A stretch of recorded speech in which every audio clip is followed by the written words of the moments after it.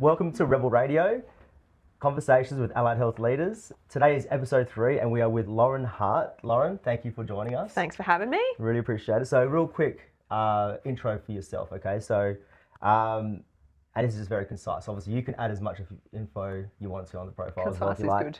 Good. Lauren, you're an OT. You're founder and director of Optimal Living Therapy and co-founder of OTuition. You specialise in adult neurological conditions, home modifications, assistive technology, and also SDA, specialist disability accommodation.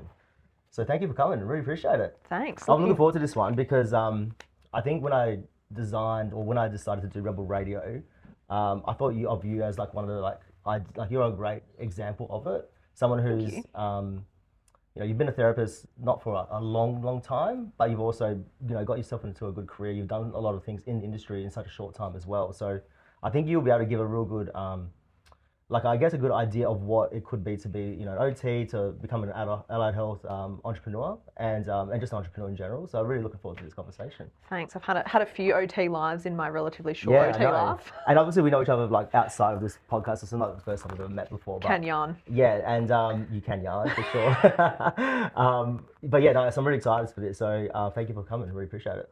I'm looking forward to seeing what the questions are. In the hot seat. I know. Don't worry. It won't be it's not too intense, so it's all good. Just take it easy and relax. So, look, I want to strip it back. So, basically, with Rebel Radio, we want to strip it all the way back to when you were pretty much in high school, but right before you're heading into like university and stuff. So, when you think about yourself in high school, what was it? What were you like? What was it like? I was in an all-girls school, which was an experience. It was, to be fair, mostly really positive experience, but I possibly tad surprising because this version of me, but I was actually not a super confident person in high school. That is surprising. Yeah, I've had people say that. I wasn't really lacking in confidence or shy, but there's probably a more natural state of me where I am a little bit introverted, and I was probably a bit more that way inclined. In high school, really loved sports, had a close group of friends. I found school relatively easy. I was really lucky in that way. Yep. Really enjoyed the experience. But yeah, I think I really only kind of came into my own or became confident in sort of my mid-20s. So I was definitely in that awkward high school era where I was like, what am I going to do with my life? There wasn't really a lot of forward planning at that point, I don't reckon, as to what my life journey was going to look like. That's interesting, isn't it? Like you said, very different to what you probably are now as a person as well. So when you were at that age, did you, what were you like? Were you looking to plan ahead? I mean, was occupational therapy on the cards? Yeah, no. So OT was like a process of elimination career choice for me. So I hated physics and chem, and so kind of had to rule out being a doctor at that point. I loved writing, and I loved history and geography and kind of those humanitarian subjects. Yeah, right. And I wanted to become a journalist actually, and my mum was like, absolutely not, there's no jobs. I was like, okay, back to the drawing board then. And so I went to, I think, a Curtin Careers Fair, which is one of the major unis here, and I decided, other than that, I decided I liked human bio, and so I was kind of like, okay, so what does that look like? And ruled out nursing. I was like, needles, blood, no, don't think that's it. Speech, saliva, no thanks. Physio, everyone was going to be a physio, and I was a little bit contrarian already then, quietly so, but I was like, I'm not doing physio if everyone else is doing physio. And a friend of mum's actually, who was a physio at the time, kind of said, look, have you heard about OT? She was like, if I had my time again, I'd be an OT. Yeah, right. And so we went to the Curtin Careers Fair and kind of sat in some kind of OT career lecture. And I was like, seems all right. There's there's no feet, there's no saliva, I was kind of it's ticking boxes. And so I kind of just enrolled in that and just kind of did the 4-year degree, to be honest. I spent the entire 4-year degree still having no idea what it was or if I wanted to do it as a career. Probably not maybe a typical journey into OT. No, it wasn't a calling for me. Interesting. Yeah, really interesting. And interesting how you broke it down with elimination, a process of elimination, right? Yeah, that's classic me though. Very pragmatic, very logic. Let's just rule out everything else and then that was it. No, that's fascinating. I guess and outside of school, you touched on it a little bit, that you weren't confident and stuff, but what were you outside of school and what were you doing, in your personal life? I think I was I say I wasn't confident. I wasn't extrovertedly confident. I was probably always somewhat quietly self-assured in that I always just only ever wanted to do what I was going to do. Like I kind of wasn't a follow the crowd kind of person, which I think at sometimes, particularly at that age, can feel quite alienating because you're a bit like, why are we doing that? And I'd kind of just opt out. Would that be different in a girls' school as well? Like, would it be more cliquey? Because I obviously wouldn't know. Yeah, it was a little bit. I think because I wasn't a super confident, extroverted person, I really liked not having because like anytime we like went anywhere with like the boys' school and there was interactions, like it was like everyone lost their minds. Yeah.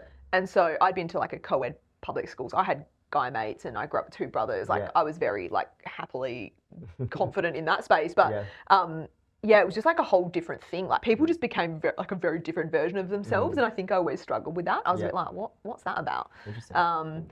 So yeah, like what was I into? Like I've always loved to read. I've always loved sports. So I've played a lot of sport, and then just like hanging out with friends. To be honest, like a very like close circle of friends I've had pretty much since I was 7. Would you say you changed that much, like in your personal life and to where you are now? I think I've become a lot more myself. I think that I think that I was elements of myself at that time, but probably wasn't. I always felt very like divergent and different to all of my like friends and cohorts, and so I think that I didn't really know like what or why or how. And then kind of the older I got and the more I kind of understood, maybe the reasons for that, the more sort of comfortable and confident I felt in my own skin, and isn't it? to kind of just grew into yourself, really. Kind of not really care what anyone thought, and just kind of be who I was, I guess. No, that's awesome. No, really cool. We kind of touched on a little bit about the university stuff, and so I want to kind of go back to that. And you mentioned when OT first entered the picture as a possibility, so you mentioned that already. But when you were studying, did you see it to be like this like career, or did you kind of just like do the university and just see, just kind of like it was like really I was really ticking a box, to be honest. It was just like got to the point where I was like, I can't really like bail on this degree now. It's a bit of HECS debt. But yeah, like I went through my whole 4th year. Like when I went through, you had like 4 placements, and so I had them in very different areas, like VOC rehab, aged care, pediatrics, which is like never ever for me. That's really interesting how you run all different ones. And like subacute hospital. Yeah, right. And like much like choosing OT, I was kind of like, no. Subacute hospital was okay. Didn't hate it. And so that kind of then became the job I applied for, was a hospital gig. Yeah. But I was very much like, it's grim if I don't get this hospital gig, because I've pretty much written off every other area of OT at this moment in time. So thankfully I did get a hospital job, but I still was like, to be fair, I reckon I was 2 or 3 years out of my degree before I was actually convinced I wanted to be an OT. Yeah, wow, that's interesting, isn't it? Yeah. Because I speak to new grads like about to come out like 4th year, and they are so sure of what they want, and there's like either pediatrics, and they're saying, I'm working in this space, and that's it. I know I love it. It's the reason why I got into it. So it's really interesting to hear that you kind of never really had any reasons why you wanted to get into it in a way, and then also even when you're doing the pracs as well, that you never really kind of aligned to any of them. Yeah, I think the 18-month to 2-year window, I was sort of like gearing up to do the GAMSAT to go into med. Okay. And then I left my hospital gig and went into community, and then fell in love with OT. So like, it was I had a very tumultuous journey initially, I would say. That's great though, because there are so many people who will be listening to this, especially in university, going like, I actually have no idea what I want. And then also starting their career as an OT and going like, I don't know if this is for me either. And yet you still kind of figured it out in a lot of ways. So you mentioned that you started you worked in subacute hospital, is that right? Yeah, my prac was subacute. I actually ended up going into acute. Yeah, so I went to Sir Charles Gardner, which is one of the sort of 4 major tertiary hospitals here when I started. That was my new grad job. Mm-hmm. And how long were you there for? 15 months, and I actually kind of didn't leave there, somewhat elective, but I was there for 12 months, went on a holiday, and when I got back, there was a statewide job freeze on in state hospitals. I think it was government-wide actually. But what year was this? 2013, 14? It would have been 2013. Yeah. No, 2014, 2013, 14, that era of time. And so basically I got back to work, and I was on a contract at this time. And so anyone who wasn't permanent, which was I'd say probably 40 to 50% of the workforce, you rocked up to work Monday, and you found out Friday afternoon if you had a job on Monday. Wow. So it was like 1 week rolling contracts. Yeah.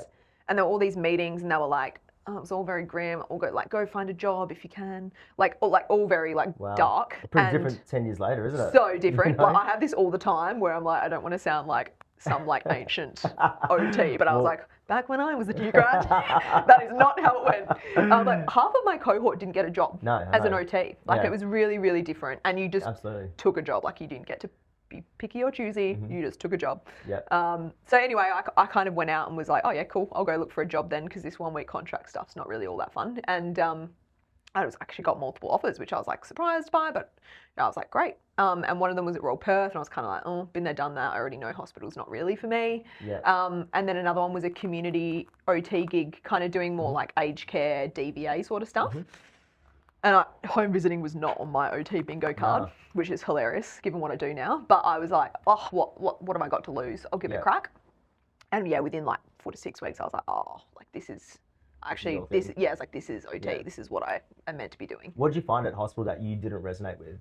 What was like for you? Everything. Yeah, go and touch on it because obviously there are people watching this going like, they might be in the same situation, or they might be wanting to get into hospital work as well and want to see what, they might be thinking the same thing. So what? I think it's a really great training ground. To be fair, like I did learn a lot, but just my personality, like I was bored within 6 months. Like I think with hospital, it's very much like, unless you're doing maybe rehab or something that's maybe a bit more specialised.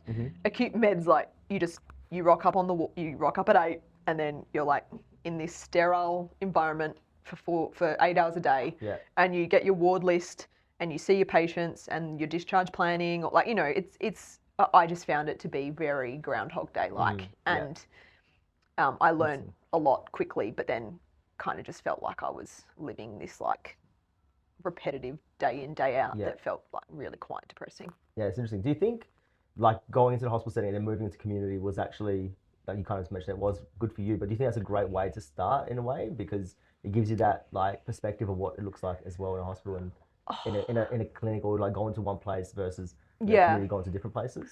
Yeah, I think so. I sort of think that trying different things is really important early in your career anyway. Yeah, for sure. I mean, there are OTs who have hospital careers for 30 or so, you know, some people absolutely love it. They do, yeah. Like, and there's no shade on that.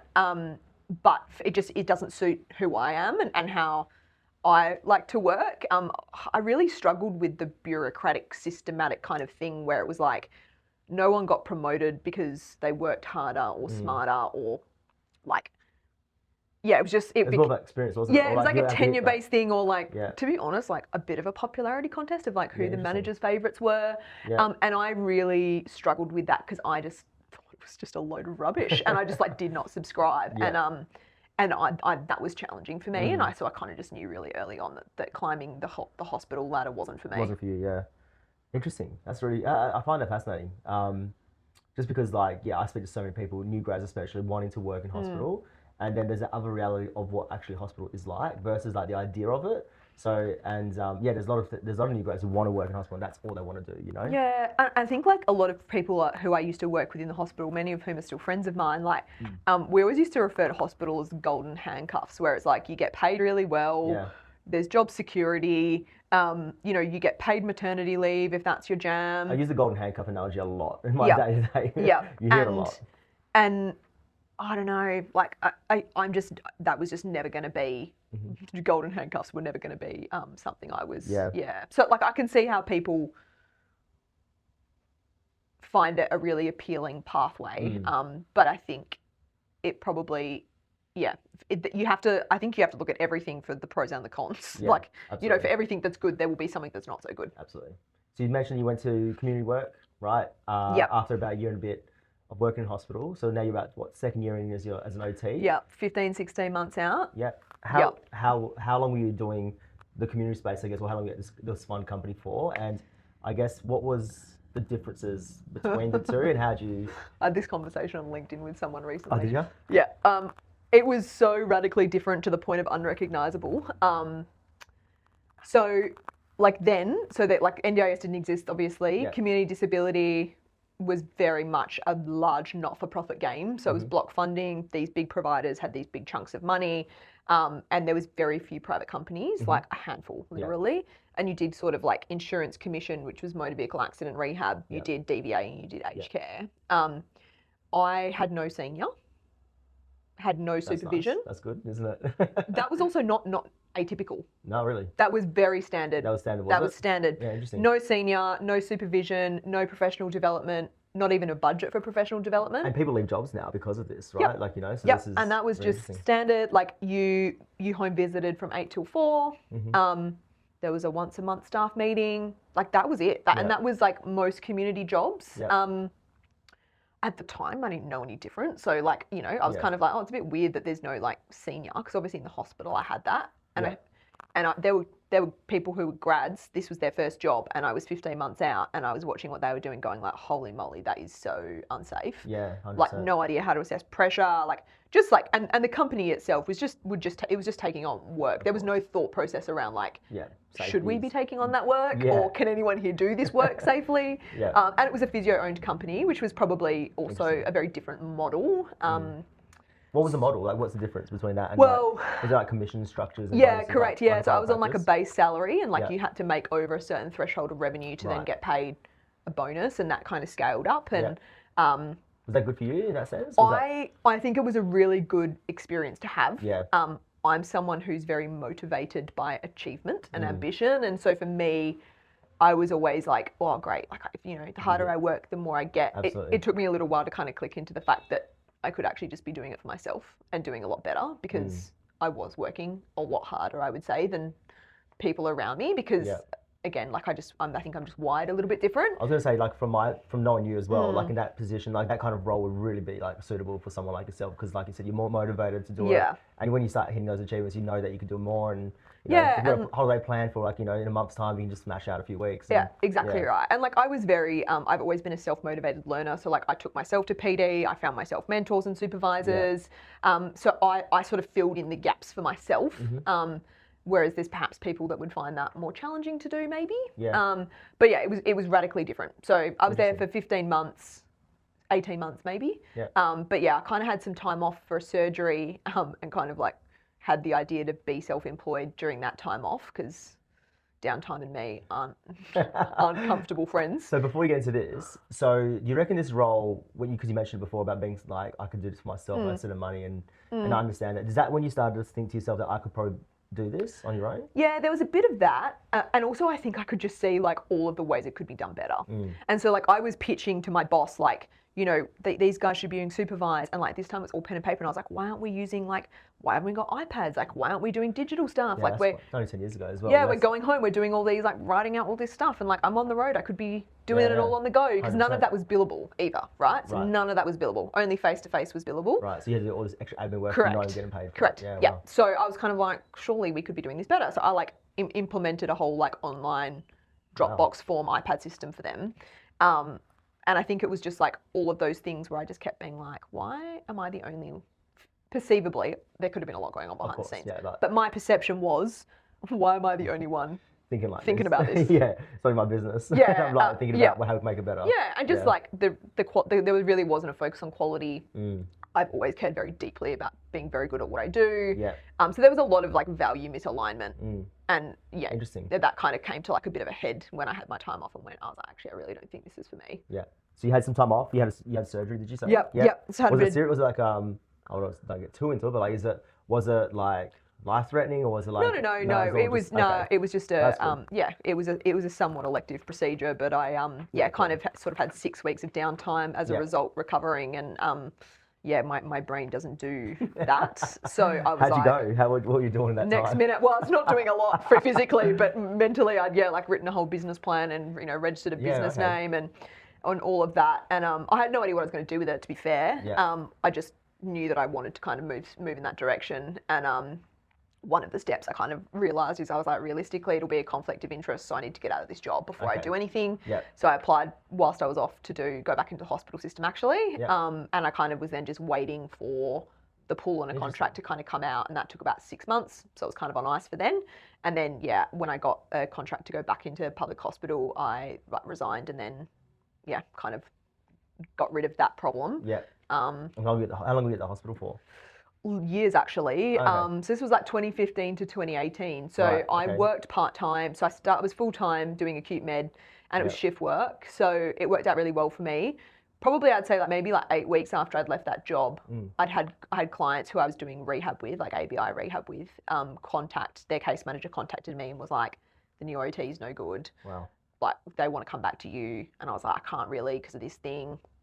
Anyway, sort of like a couple of weeks went by and we sort of, you know, ticked the boxes in terms of me not breaking any of my contract, of which I didn't solicit any of, like it was all very much approached by them. And I kind of took that on the side of working full time in acute med. Right. And then that just kind of built over time. So, you know, I did 6 months of acute med. I then got a senior position in ED. I then did ED shift work for 2.5 years whilst I built the business. Again, kind of not having any plan on what I was going to do. I was going to say, was that like planned? No. Or was that just, so you were just working in the hospital, just like doing some work. Was that full time as well? Yeah. Monday to Friday? Yeah. Well, it was shift work. So it was full-time hours, but I tended to have 1 or 2 days off a week and I was working on a weekend. So I kind of had the flexibility to do work on the side. Right. So would you do just like 1 day a week on your business in a sense? Yeah, it started off like that. And what I fell in love with in community was home mods and residential design. And I really wanted to be in that space. It didn't really exist then. Like home mods existed, but not being able to sort of design from scratch. Yeah. And so I went and enrolled in my Access diploma. And so I kind of, did the Access diploma, the side gig on rehab, full-time in ED. Did you sleep? I actually did sleep. I worked a lot, but I slept. And then over time, I kind of dropped my ED hours as my caseload sort of built privately. And it got to the point in 2018 where I think I was down to 0.4, but I was like drowning because I was like, my side gig was now a full-time gig. Yeah. I just finished studying and then, I was still doing 0.4 and I was like, I think it's time to cut the cord. Yeah. So I kind of quit that job then. Interesting.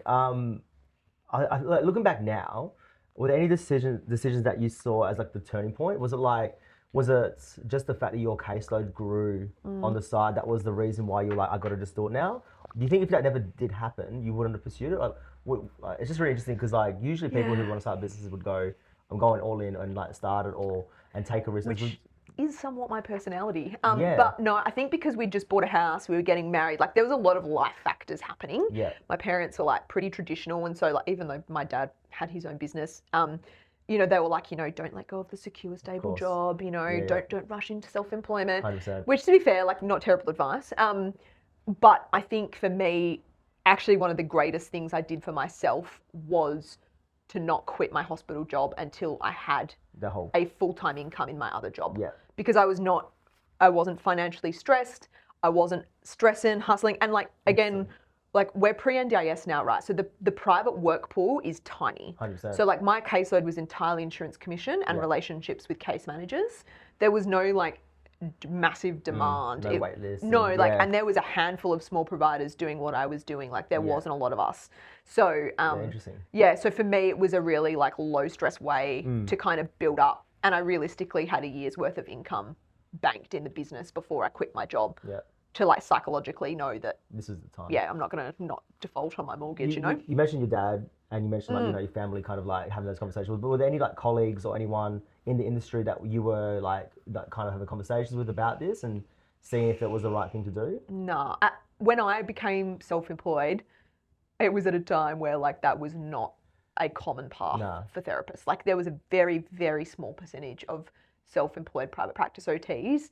And in fact, I would say there was more people discouraging it than encouraging it. Yeah. And there was a OTA ran a private practice conference in 2018. It's the only one they've ever run. And that was the first time I was in a room full of other self-employed therapists, OTs specifically. That was the first time where I was like, this is actually not that weird. Yeah. Were they in WA or were those people mostly it was a national conference. Yeah. I found a couple of WA colleagues, which was really great. But there was definitely a bigger East Coast contingent. Yeah.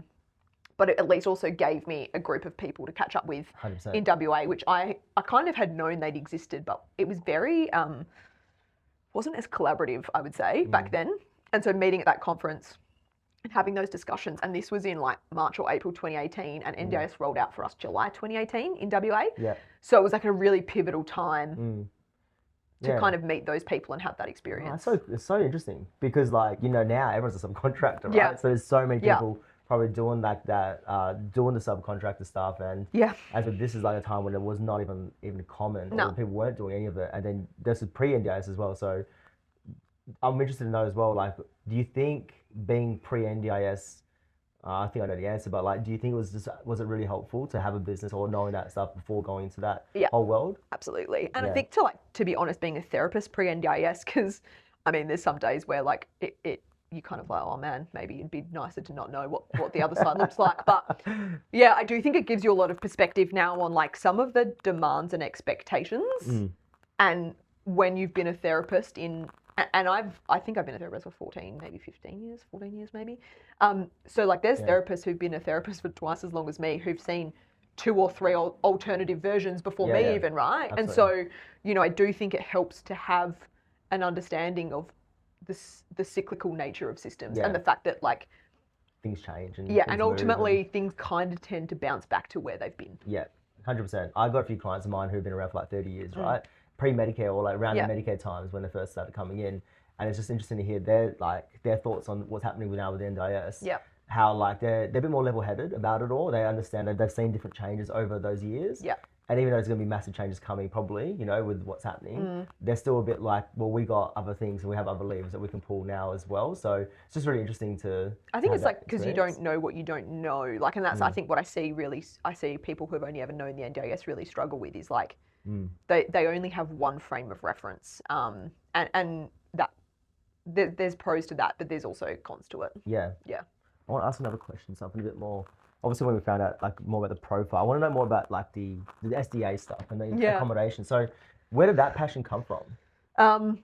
So I really fell in love with home design from an access point of view in that community job that I was sort of in for 16, 18 months. Okay. So I was like seeing all these like little geriatrics in their like 60s, 70s, 80s homes with their sunken lounges you know, these massive like spa bars or like shower over baths. And I was like, this is just like you're fighting an uphill battle. And I was like, why don't we just design homes better?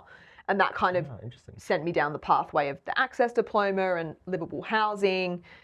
And I was like trying to have meetings with builders being like, why don't we like promote building accessible, like basically accessible. So we're talking like level access shower, slightly wider door frames, no thresholds, like very basic features. I'm thinking about my grandparents' like bathrooms and stuff, you know what I mean? Like just thinking about like the small showers. Tiny doors, like 550, you know? Yeah, 100%. So, and I was just getting nowhere because there was no incentive for them to promote it, to build it, to like, and what I really know, working in ED kind of really reinforced the perspective because what we saw a lot is like really fit, healthy people, cyclists being the number one. These guys who've like fallen off their bike and they've broken a leg and they've broken an arm and they're like, now they can't get into their shower or up their stairs because they can't use the crutches because of the broken arm. So now they're in a wheelchair for their broken leg and their broken arm. And you can't, and they just, you see them have the moment of realization where they're like, oh my God, like I can't go home. And like, the solution is so simple. It's build a house with not all, one single level access entrance, a downstairs shower and toilet that doesn't have a hob, and a wide enough door frame and a bedroom downstairs. Like it's just not hard. It's so interesting, isn't it? Because you would think that, right? But then I would not think that because I wouldn't think about having injuries or anything like that kind of stuff. But then obviously you come from a lens of that would happen. Because you never think about it until it happens to you, or like until you unfortunately become, you know, diagnosed with a neuro condition, which is a space I'd worked in a lot. And I think that's so interesting. So I kind of was like, this is wild. Why aren't we doing this? And then like the convergence of all that stuff was then in 2018 when NDIS rolled out here, SDA existed, and so I was then had all the prerequisites to be an SDA assessor. Okay, cool. And I'd met a really incredible business person at the OT conference who was a keynote speaker, and we were both from Perth. Yeah. And we got chatting, and I was kind of telling her about what I was doing, and she was like, "Oh, actually, I'm looking at starting a business in the SDA space. Like, there might be an opportunity there." And so we kind of caught up 5-6 months later, and I kind of became the primary consultant clinically on the team that was building out that business. And so, that was a really serendipitous opportunity, I guess, that was kind of like all of my skill sets that I had no plan as to how I was going to use them kind of converged. And I ended up sort of being an SDA assessor for that company, an SDA consultant. I helped design their portfolio. It was like a dream gig for me. I don't know too much about SDA assessors and stuff, right? I'm sure there's some people who do know a lot about it, but some people might not as well. So how much work is there in that space? Like, can you just give a bit of a rundown of what that is as well? Fortunately then, a lot. Or not a lot initially, and then there was really like sort of 2 years after that, maybe like 2020 to 24, 25. Mm-hmm. No, probably 24. Like there was a massive boom. So like the everyone, all of the private investors were kind of flocking into that space. Right. We had no SDA here because it just rolled out. Yeah. So whereas now I think we have something like 500-600 registered dwellings. Okay. There might be more. Haven't checked recently. So and there is still a little bit of that, but we've sort of gone through that massive boom production cycle. So now it's more like a couple of properties per provider per year being developed. Right. Okay. So there is still work. It's just not like as I had a conversation with someone recently who's doing their access diploma. I was like, it will have to form a part of what you do as opposed to it being able to be the sole thing you do. Okay. Yeah. Whereas there was a period of time there where like you could just be that oh yeah. person. To be fair, I was like so overcommitted because I was doing that 2-3 days a week and running my business. So but that's also. No, that's really interesting because like I don't think I've met too many people in that space either. So like it's really interesting to have the conversation with you really about that because it's just a bit different, right? A bit different and it was just a really cool experience. Like I got to work with another company. I helped build another company, so I was kind of like there was a lot of synergies between me building my company and helping build that company. But like working with people who had a lot more experience and a lot more savvy than me. And I got to sit in some board meetings and meet some really sophisticated business people. So I learned a huge amount commercially doing that as well. How involved are you in it now? Like, are you still quite heavily involved in it, or are you just like a... No, I'm sort of like a bit more on the fringe. So I do a bit of mentoring and consulting for people who are now SDA assessors. I handed my whole portfolio over at the end of 2024. Okay. Yeah, so I handed my whole portfolio over. I just had kind of reached the point where I was like juggling too much, and it's a pretty consuming role, like because it's it's very detail orientated, which was really great up until the point where I had like learnt it and could do it so routinely it became sleepwalking, and then that became not so interesting to me. So then I kind of was like, now it's super tedious, so I had to get out. But yeah, so I do some consulting still, and I still kind of am involved a little bit with the companies I worked with, but more at a sort of kindly. Occasionally help them out with some queries and do some chats and consulting and stuff, but not intensely like I was. Yeah, interesting. Oh, closing the chapter. Love that. You touched on your business, right? Let's talk a bit about that. So how did Optimal Living, you kind of talked about how it started and everything, but let's talk about about the start of that and everything. Yeah, how it became more than just me. Yeah, exactly. Again, kind of never the plan, to be honest. I was sort of doing this full-time quick caseload. And it's quite stressful when you've got no one to take over. And so I'd met Therese, who's my business partner actually, working at Fiona Stanley. And she sort of expressed interest in doing what I was doing. And like I sort of was like, oh, why don't you come hang out a couple of days a week? And she'd kind of actually, I think, taken on my AMU gig. So then she was doing shift work. So she had some days a week she could come out. Yeah. And she was like, this is really cool. And so she then started casually doing a day or two a week while she could. She was doing her shift work. And then it kind of got to the point where she was going to rotate. And so she kind of had to make the decision of like, do I leave the hospital or do I, and come on full time, or do I not? And thankfully she made the decision to leave the hospital and come full time. So that's kind of how that happened. It really was I need some support. And that was sort of a year, we're talking now like 15 months after I was all in self-employed. Right, okay. So did you need support from a caseload perspective? Yeah. Okay. I just was getting and at this time as well, subacute brain injury rehab, I was seeing some clients 2 or 3 times a week. And so by the time you've got 5 or 6 clients, and then I was, the NDIS had rolled out. And so then we started getting, again, not many private companies. And then I was quite well known from the ICWA point of view. And so that everyone who kind of then spread out were like, oh, these guys are good at complex neuro stuff. Right. And so we started getting referrals for, other spinal cord injuries and other ABIs, and kind of escalated from that point really. So then, she came on board full time, and that it was growing quite quickly. 2018, did you say? 2019. So she was casually with me 2018 to 19, and then 2019 full time. Yeah. And then we kind of we were then both full within a month or 2. Wow. Okay. And then we kind of maybe we should hire. And then we kind of did that, and then I was like, crap, now we need admin support, because I was doing everything at this point. So I was full-time clinical caseload. Wow. Bookkeeping, administration, all the above. And so then we hired admin, my practice leader Bev, who's still with me today, and that was an absolute godsend. And yet kind of just like steamrolled from there, to be honest. And sort of within 2019 to 2020, we sort of went from being the two of us to I think like 7 or 8 staff, which was really fun, but incredibly stressful and exhausting at the same time. And yeah, like what was that? What was the stress part of it? What was that? Oh, there was just so much I didn't know, and I was so naive. You just like winging it, were you? Like just hiring people and just hardcore winging it. Like don't get me wrong, I'd read if there was a book to be read on how you hire and manage staff, I'd read it. But like the reality of that is so different to the theory, and we just were so far ahead of systems and processes. Like, we didn't really have a CRM set up. We didn't have like SharePoint set up. It was just very fast and loose. And then it had to get not fast and loose real quick, which is about the time I also joined EO, or Entrepreneurs Organisation, as like in their accelerator program, because I was just like drowning in the lack of systems and processes. And that kind of really helped me turn that around. Yeah, talk about that, because I think a lot of people don't know about business.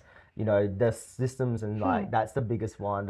Systems and processes are the two biggest things that keep your business running, right? So, and I know that from running my own business and just having an Excel sheet, just doing recruitment, and then moving to like CRMs and database and like now AI and automations and stuff. Talk about the systems with your business, because obviously because you've actually probably did the other way around. Instead of like just getting the systems in place and then hiring, you've just hired and then got the systems in place. So talk about that. To be fair, there then also came a point where we turned around and we systemized and process drove for like a business almost twice the size of what we were to give ourselves capacity to grow. And then there was like COVID, like basically it went from being able to like, so I think in 22 we had 44 applicants for a job role. And then fast forward to 2023 and you would have 4. Like it was just a 12-month window where it went from being everyone wanted a job to all the OTs are gone. It was crazy, wasn't it? So wild. So like in retrospect, we kind of did that the wrong way around, but things you don't know at the time.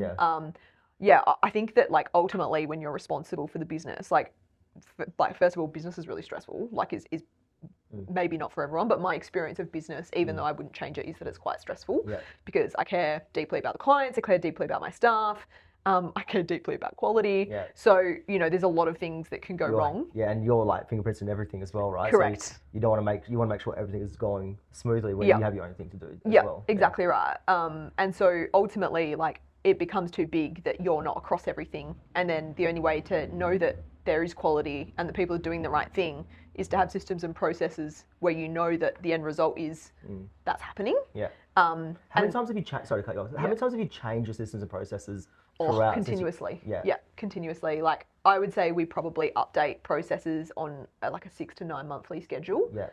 Just because things evolve so quickly. I'd say the major change we had is we kind of did the one big, like we're all on, we moved on to Insight, our now CRM. We moved on to SharePoint. We got everyone like full proper setup with like IT, so I wasn't like doing laptop setups. We kind of did like one big push, all of our policies and procedures and all that. And then we probably did another major shift in sort of late 23, where we kind of moved the operating system of our business and the way that we managed our staff and the way we managed KPIs and like basically the entire way we managed the business shifted. And that was sort of like another massive upgrade. And now it's kind of more tweaks. So fascinating. I guess like looking back, in like on your career and especially as a business owner, what are like the learnings, like what have you learned about building something that lasts? Because obviously getting 7 people in really quickly into your business as well, and then now maintaining that for 6-7 years as well, like what have you learned about all of that, those type of things? I think so much, I don't even know how to like quantify or distill that, but I think like there's probably a few things for me. Mentors and support, hugely critical. The first few years of business for me were incredibly lonely and isolating. I was 28, 29 at the time. I was like overloaded by my own choice, to be fair. But I had no one who got what I was going through. And like, even from like a social and friend perspective, like my day-to-day life looked very different to my friends. And so like, I felt very isolated everywhere. It's like, does your partner have a business or does he's a physio, so he's a health professional as well. So like, yeah, and you know, I've got family who own businesses, but in very different industries. Yeah, 100%. So there was, you know, I had some support, but it was still a very isolating experience. So finding mentors and coaches, and for me, finding EO was really pivotal because like it was like a room that I didn't know I was missing until I was in the room. Then I was like, oh my god, this is everything I need. Yeah. That's just here. Yeah. Like the people, like all of that. So that was really pivotal for me. Yeah. And would you look back on that and saying you should have done that earlier? Do you reckon? I think I probably did it at the right time, to be honest. I think if I'd done it any earlier, I would have been really overwhelmed. Okay. Like it was the point where I was like really desperately searching for support. Yeah. So I think that was, I kind of timed that relatively well. Yeah. What else? Like, to be honest, people and culture, like for me, like culture looked like building everything I never got in my previous workplace experiences and building a workplace where I felt like I could be very authentically who I was. So for me, like our workplace values are effectively an extension of my values. And so rocking up to work every day and having a team all adhere to that or be a part of that and also buy into that wasn't hard because all of my like interactions were just like authentically who I was anyway. And I think that it's really hard to set up a sustainable culture if you have to be a version of yourself. A different version of yourself all the time. 100%. Because it's not authentic. It's not authentic, and like genuine. that, and that's exhausting anyway. Yeah, and absolutely. so I think like for me, like the thing I'm probably most proud of in business is the culture that we have. Yeah. And I think the only reason we could build that so sustainably and have such a good reputation in the space for that is because it was just authentically who we were, and then it was authentically who we hired. No, that's great. So you're obviously doing a lot. You know, you got like, you know, family life, work, business, like you got a team. What is like carrying responsibility for both the team, but also like you're such a big influence in the allied health community as well. But like, what is it? How does that feel for you, and how does that like, what's that responsibility carrying all that? I think the thing that is probably true that maybe people don't say is that like it's immensely heavy, like carrying that. I think for like when you're a health professional and you care very deeply about what you do and the people you employ who then also support the clients you care deeply about, like it's a very different load than potentially other service firms 100%.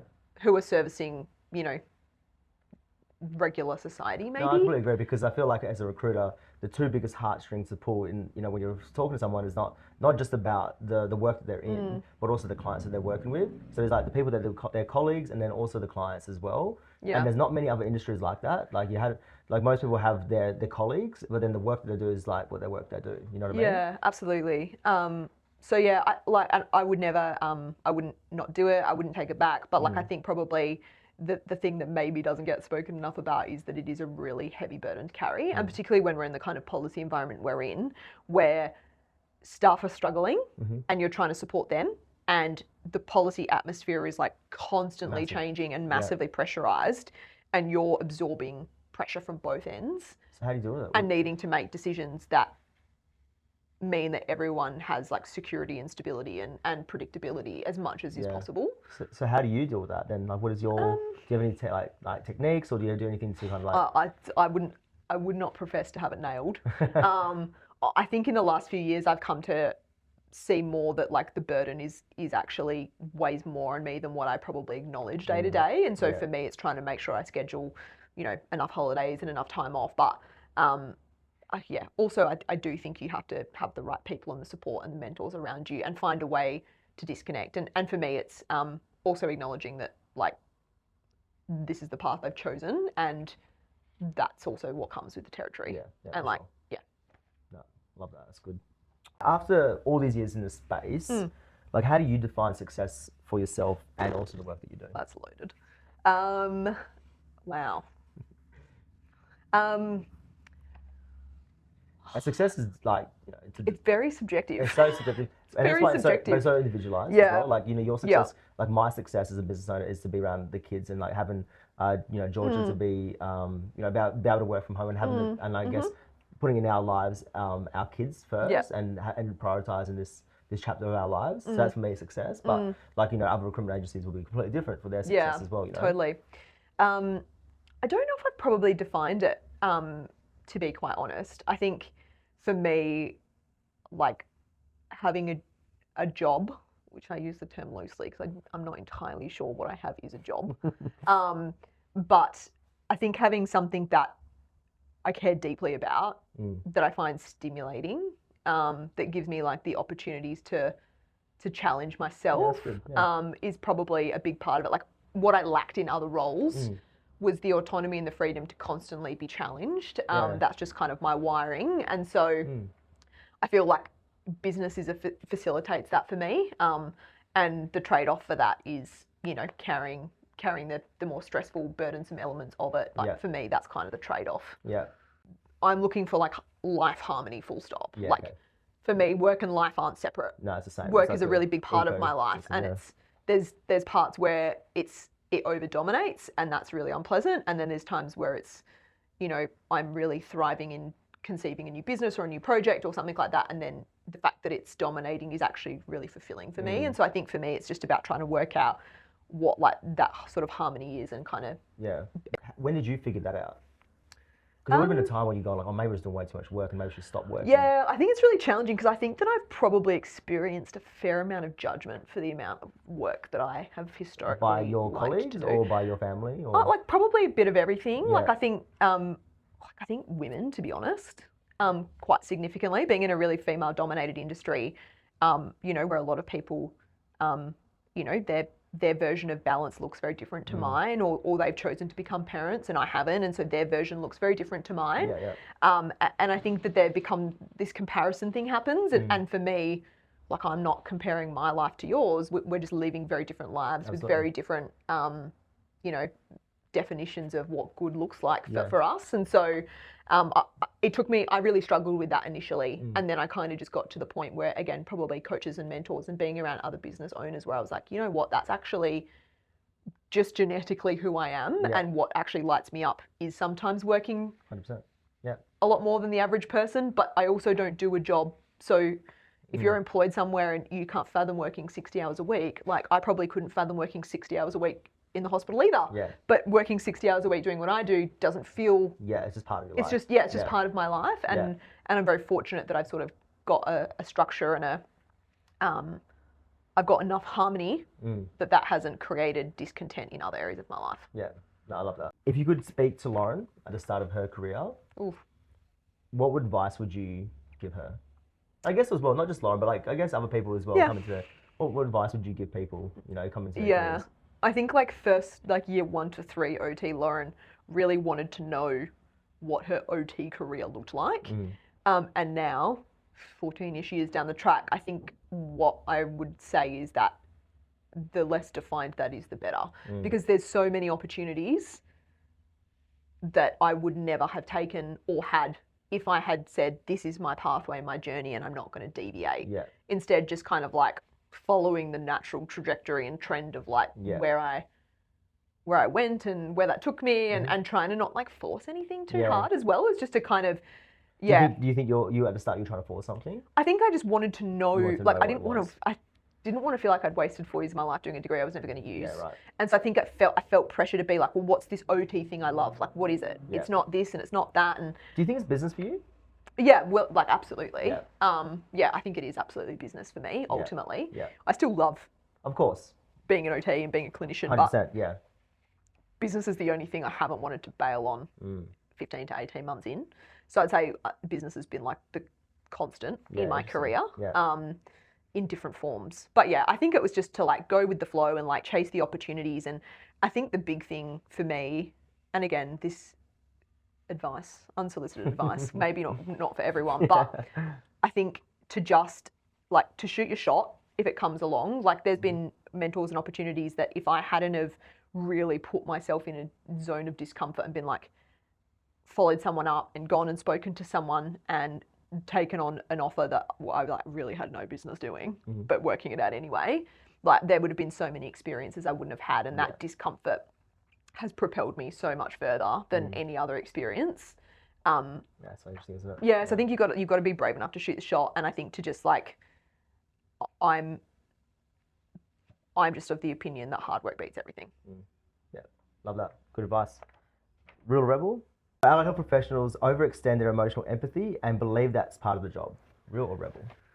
Or, what makes it real or rebel? So real is like true and rebel Yeah. is false. So, yes, I believe they overextend empathy. No, I don't believe it's a part of the job. So Okay. can I be real and rebel You all can in be. one? Yeah, go for it. Just to, Can you be elaborate as well? contrarian. Yeah, I think I really struggle with seeing, again, I think like people are so different. I'm a very pragmatic, logic-driven person, and that's maybe not super typical for an allied health professional. I think a lot of allied health professionals are more maybe emotional driven, which neither are right nor wrong. We're just different. But I think I really struggle to see clinicians who, like, the emotional burden of what we do, like, takes too much from them.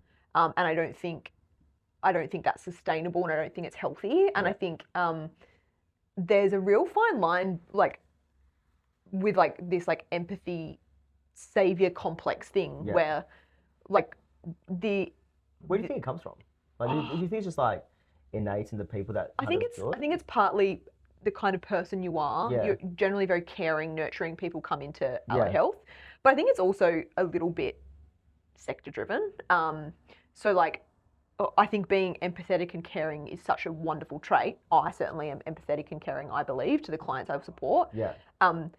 But I also really strongly believe in boundaries and being able to like, I don't really know how to word this probably in the right way, but I think there's a real risk to feeling sorry for clients. Like, people who are living in really complex, medical disability or life scenarios, they're not served by your pity or your feeling sorry for them. Like, you're there to do a job, and they need you to do your job. Yeah. And you being emotionally burdened and worn down by their set of circumstances, of which you have no control over, isn't really serving them. In fact, it probably isn't serving them, because your ability to come in and do that job objectively is being hampered by this like messy emotional experience that you're having.